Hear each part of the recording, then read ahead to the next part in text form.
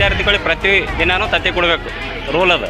ಯಾಕೆ ಕೊಡಲಾಗಿರ ಅಷ್ಟೇ ಕೇಳತ್ತೀನಿ. ಇಲ್ಲ 2,500 ರೂಪಾಯಿ ಕಟ್ಟಿದ್ರೆ ಇಲ್ಲಿ ನಡೀತಿಲ್ಲ, ನಾವು 1 ರೂಪಾಯಿ ಕಮ್ಮಿನೂ ತೊಗೊಳಂತ. ತತ್ತಿನೂ ಇಲ್ಲ, ಹಾಲು ಇಲ್ಲ ರೀ, ಓಕೆ ಎಂದೂ ಇಲ್ಲೇ ರೀ, ಸುಮ್ಮ ಹೆಸರ.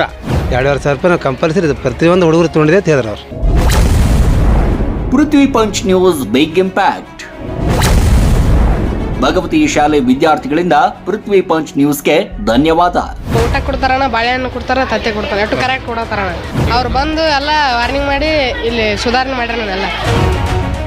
ಹಿರೇಬೇವನೂರು ಗ್ರಾಮದ ಭಗವತಿ ಅನುದಾನಿತ ಶಾಲೆಯಲ್ಲಿ ಅವ್ಯವಸ್ಥೆ, ವಿದ್ಯಾರ್ಥಿಗಳಿಂದ ಅಡ್ಮಿಷನ್ ಹೆಸರಿನಲ್ಲಿ ಹಣ ವಸೂಲಿ ಆರೋಪ ಸೇರಿದಂತೆ ಹಲವು ಸಮಸ್ಯೆಗಳ ಕುರಿತು ಪೃಥ್ವಿ ಪಂಚ್ ನ್ಯೂಸ್ ಸುದ್ದಿಯನ್ನ ಪ್ರಸಾರ ಮಾಡಿತ್ತು. ಈ ವಿಶೇಷ ವರದಿಗೆ ಮಹತ್ವದ ಪರಿಣಾಮ ಈಗ ಕಂಡುಬಂದಿದೆ.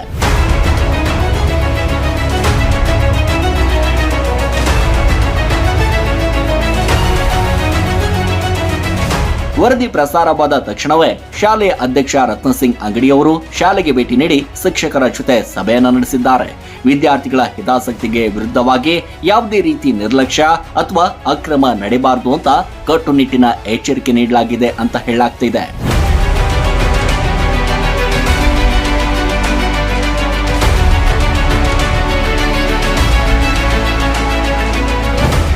ವಿದ್ಯಾರ್ಥಿಗಳಿಗೆ ಗುಣಮಟ್ಟದ ಶಿಕ್ಷಣ, ಸರ್ಕಾರದ ಸೌಲಭ್ಯಗಳ ಸಮರ್ಪಕ ವಿತರಣೆ ಹಾಗೂ ಪಾರದರ್ಶಕ ಆಡಳಿತ ನಡೆಸುವಂತೆ ಸೂಚನೆ ನೀಡಿರುವುದಾಗಿ ತಿಳಿದು ಬಂದಿದೆ.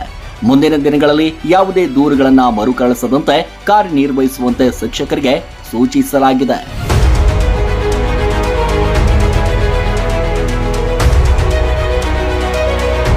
ಇದರ ಬೆನ್ನಲ್ಲೇ ಶಾಲೆ ವಿದ್ಯಾರ್ಥಿಗಳು ನಮ್ಮ ಸಮಸ್ಯೆಯನ್ನ ಬೆಳಕಿಗೆ ತಂದ ಪೃಥ್ವಿ ಪಂಚ್ಗೆ ಧನ್ಯವಾದ ಅಂತ ಕೃತಜ್ಞತೆ ವ್ಯಕ್ತಪಡಿಸಿದ್ದಾರೆ. ವರದಿ ಬಳಿಕ ಶಾಲೆ ಉತ್ತಮ ಬದಲಾವಣೆ ಆರಂಭವಾಗಿರುವುದಾಗಿ ವಿದ್ಯಾರ್ಥಿಗಳು ಹಾಗೂ ಕೆಲ ಪೋಷಕರು ಸಂತಸವನ್ನ ವ್ಯಕ್ತಪಡಿಸಿದ್ದಾರೆ.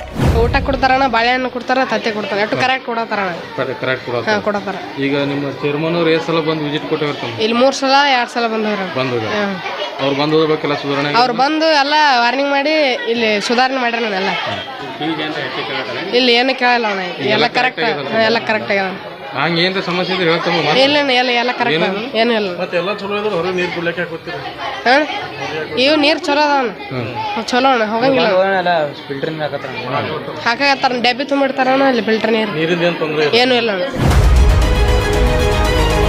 ಸ್ಥಳೀಯ ಸಾರ್ವಜನಿಕರು ಕೂಡ ಸಮಸ್ಯೆಗಳನ್ನ ಬಹಿರಂಗಪಡಿಸಿದ ಬಳಿಕ ಆಡಳಿತ ಎಚ್ಚೆತ್ತುಕೊಂಡಿರುವುದು ಸ್ವಾಗತಾರ್ಹ ಬೆಳವಣಿಗೆ ಅಂತ ಅಭಿಪ್ರಾಯಪಟ್ಟಿದ್ದಾರೆ.